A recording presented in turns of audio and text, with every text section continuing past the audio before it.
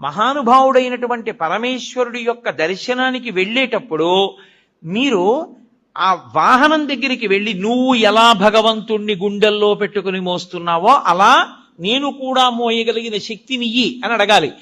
విష్ణు ఆలయంలో గరుత్మంతుడికి నమస్కారం చేసి వెళ్ళిపోతాం. ఒక్క శివాలయంలో మాత్రం ఒక నియమం ఉంటుంది. పగటి పూట అంత శివలింగం ఒక్కటే ఉంటుంది దర్శనానికి యోగ్యంగా. సాయంకాలం అయిపోతే సాధారణంగా కవచం పెట్టేస్తారు. కవచము అంటే రూపాన్ని పెట్టేస్తారు. ఇగో ఈ వెనకాతల ఉన్న రూపం ఎలా ఉంటుందో అటువంటి దాన్ని శివలింగానికి తొడిగేస్తారు.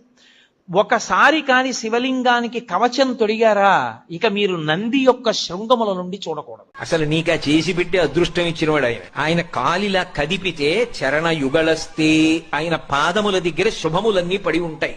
ఇంకా నేనేమిస్తాను? నేను ఇవ్వగలిగింది ఒకటే, కమర్థం దాస్యేహం భవతు భవదర్థం మమ మనః. నీ మనసు ఆయన పాదముల దగ్గర పెట్టి పూజ చేయించాలి. అది పెట్టించడం శ్రీశైల మల్లికార్జున సుప్రభాతం యొక్క గొప్పతనం. అందుకే నీకు తెలిసి నామమునందు రమించావా అదృష్టం. శ్రీచక్రం టీవీ. నీకు తెలియదు ఇంకా అదృష్టం. ఎందుకని? నీకేం తెలియక్కర్లేదు, ఆ నామం పలికితే చాలు. శివ అన్న ఒక్క నామము పలికిన కారణము చేత సమస్త శుభములు కలుగుతాయి.